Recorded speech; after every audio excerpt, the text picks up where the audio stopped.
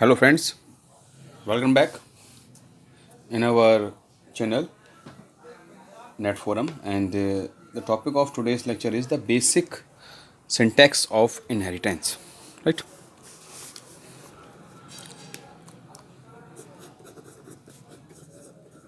The basic syntax of inheritance.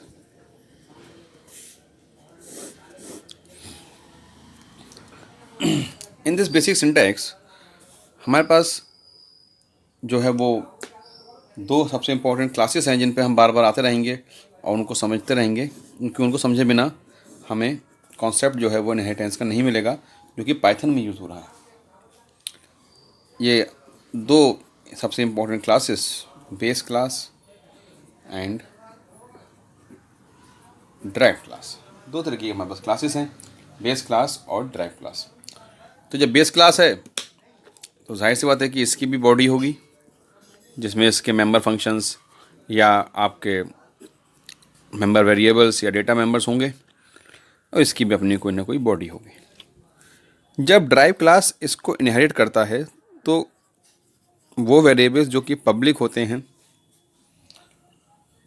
या protected होते हैं वो तो इनहेरिट हो जाते हैं, लेकिन जो प्राइवेट होते हैं वो इनहेरिट नहीं होते हैं। और बेस क्लास जब हम इनहेरिट करते हैं तो बेस क्लास का कंस्ट्रक्टर भी यहाँ पर आता है इनहेरिट होकर के, जिसको हम बेस क्लास के नाम से ही डायरेक्टली कॉल कर सकते हैं। ठीक है। अब दोस्तों, ध्यान रखने वाली बात यह है कि क्या होता है एक स्ट्रक्चर इनहेरिटेंस का और कैसे हम उसको कॉल करते हैं, कैसे हम उसको जो है वो एग्जीक्यूट करते हैं, क्या डिफरेंस होता है डिफरेंट टाइप ऑफ कंस्ट्रक्टर्स का डिफरेंट तरीके से उनके यूजेस पे। ठीक है। तो आइए देखते हैं, पहले एक डायग्राम बनाते हैं और उस डायग्राम को बनाने के बाद हम लोग ये देखेंगे कि कैसे कंस्ट्रक्टर को कॉल करा गया है इफेक्टिवली। ठीक। तो पहले एक डायग्राम बना लेते हैं।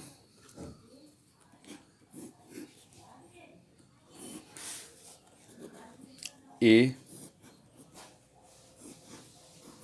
बी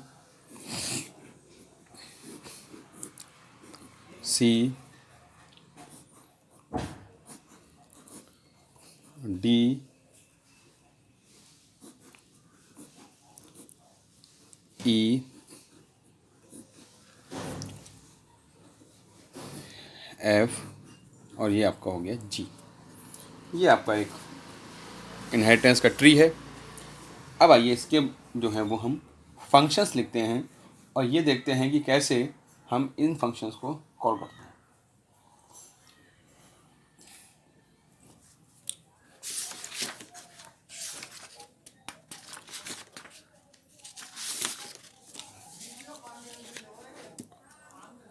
तो आइए, सबसे पहले हमारे पास सबसे पहला क्लास ए। क्लास ए का कंस्ट्रक्टर है def init self. This is the body of constructor A. Then class B. Now B is inheriting class A. Def init self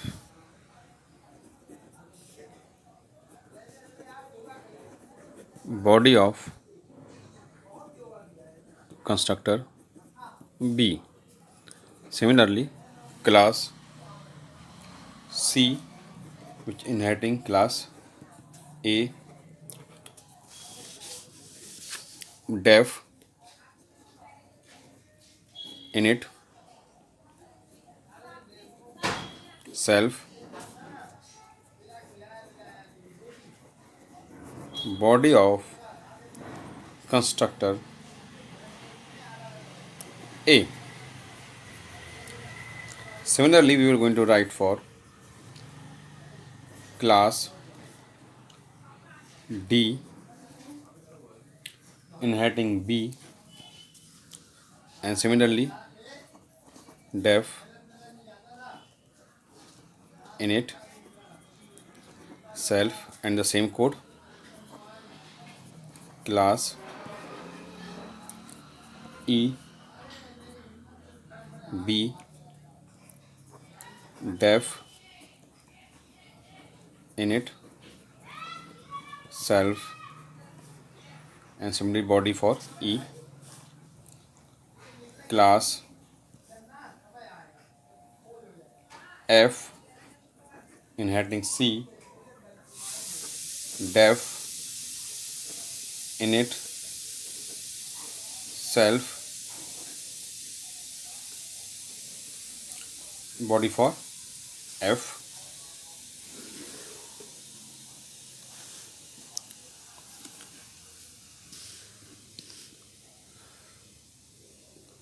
class G C def init self, body for G, constructor G, of course. Now, the point to be noted here is that, my dear friends, when we have to make a call to the simple constructor directly, we can make a call f like f1 equal to f. This is the call to the constructor, this constructor f. But what if we want to make a call to the constructor of A? Then that constructor can only be called by its own object, right? So why it is so? It is so because you are referring to a constructor by a particular object A. Sorry, यहाँ पे हम A ले लेंगे. Constructors लगातार आप देख रहे हैं एक ही नाम के होते हैं, तो फिर जो पाइथन का जो आपका सिस्टम होता है उसको ये पहचानने में कि आप कौन सा कंस्ट्रक्टर कॉल कर रहे हैं बड़ी दिक्कत होती है. इस दिक्कत को ओवरकम करने के लिए या एम्बिगुइटी को ओवरकम करने के लिए हम क्या करते हैं कि एक फंक्शन को तो उसी के ही इंस्टेंस से कॉल करते हैं, और मेथड्स को अगर उनका नेम सेम है तो वो अलग कॉन्सेप्ट में चले जाएंगे, ओवरलोडिंग में चले जाएंगे या ओवरराइडिंग में चले जाएंगे, वो अलग बात हो गई. अगर नाम सेम है तो वो तो ओवरराइड हो गए. ओवरराइड हो गए तो उनके ही नाम से कॉल करे जाएंगे. लेकिन कंस्ट्रक्टर में तो ये रूल फॉलो नहीं होता भाई. हर किसी का कंस्ट्रक्टर अपना अलग अलग होता है. जब भी हम किसी का इंस्टेंस क्रिएट करते हैं तो हम उसका कंस्ट्रक्टर कॉल करते हैं. जैसे यहाँ पे हमने किसको कॉल किया, हमने एफ का कंस्ट्रक्टर कॉल किया है, ये वाला कंस्ट्रक्टर कॉल होगा. अगर हमें सी का कंस्ट्रक्टर कॉल करना होगा तो उसके ऑब्जेक्ट बनाएंगे. ए का कंस्ट्रक्टर कॉल करना होगा तो उसका ऑब्जेक्ट बनाएंगे. कहने का मतलब केवल इतना ही, कंस्ट्रक्टर केवल अपने पर्टिकुलर ऑब्जेक्ट्स के द्वारा ही कॉल करे जाते हैं, और मेंबर फंक्शंस को हम उनको इनहेरिट करके कॉल कर सकते हैं by creating the object of the derived class. इस बात को हमें हमेशा ध्यान रखना पड़ता है. अब आइए आगे बढ़ते हैं और एक और एग्जाम्पल देखते हैं जिसमें कि इन्होंने मल्टीपल इनहेरिटेंस को एग्जीक्यूट करवाया है. तो मल्टी लेवल इनहेरिटेंस तो समझ में आई गया आपके. अब आइए बात करते हैं मल्टीपल इनहेरिटेंस के बारे में. नहीं सॉरी, मल्टीपल इनहेरिटेंस में जाने से पहले मैं मल्टी लेवल इनहेरिटेंस का एक एग्जाम्पल आपको और बताता हूँ. Multi level inheritance,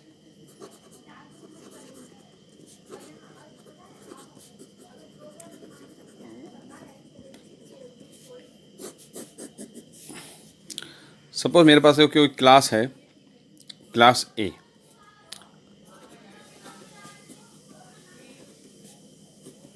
def init self और स्मॉल ए.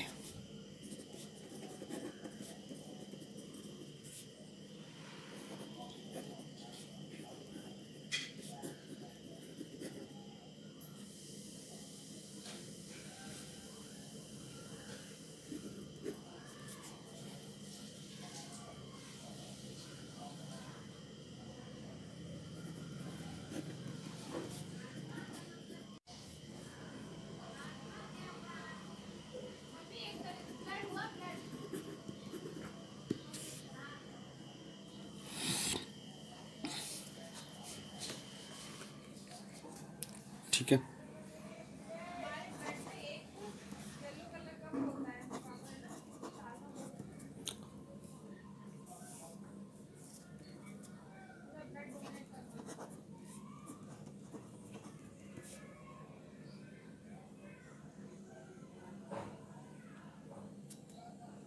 अब यहाँ पे मैं कंस्ट्रक्टर नहीं लिख रहा हूँ, यहाँ पर डायरेक्ट मैं एक फंक्शन लिख रहा हूँ और सब self comma C,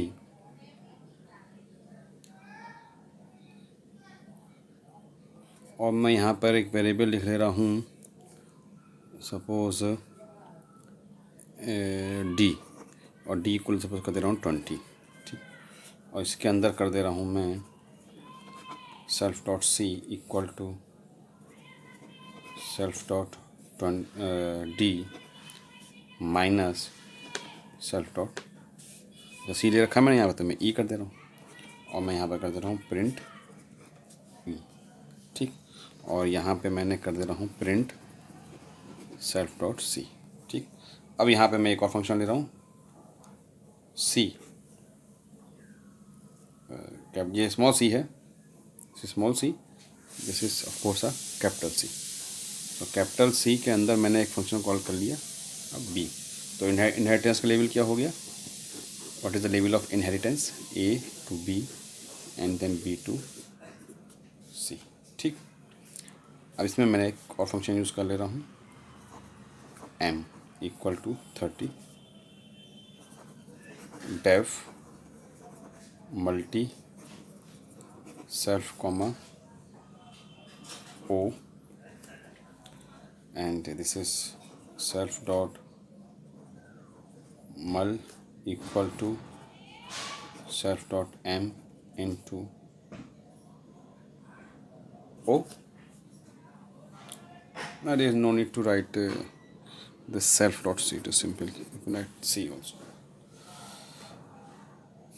right. And then print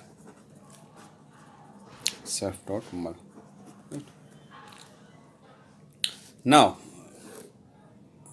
by creating the instance of c equal to c, you created this function and all the functions are inherited in this, and you can directly call c, suppose c1 you have created, c1 dot multi and give it the value 20, whatever you give. You also call c1 dot sub, you can give the value 30. You can also call c1 dot sum, give the value 50, right. But the case is there here is that when you call the give the value sum, it will also going to call the value self dot a, and here this value is given in the constructor, right. So it is also going to look for the value in the constructor. Then what you do to put the value in this constructor, you have to override this constructor, and or either you override this constructor, or you can say that a equal to is small a equal to a and say 10, then it will work, right. So this is the this is the hierarchy of the multiple inheritance, right.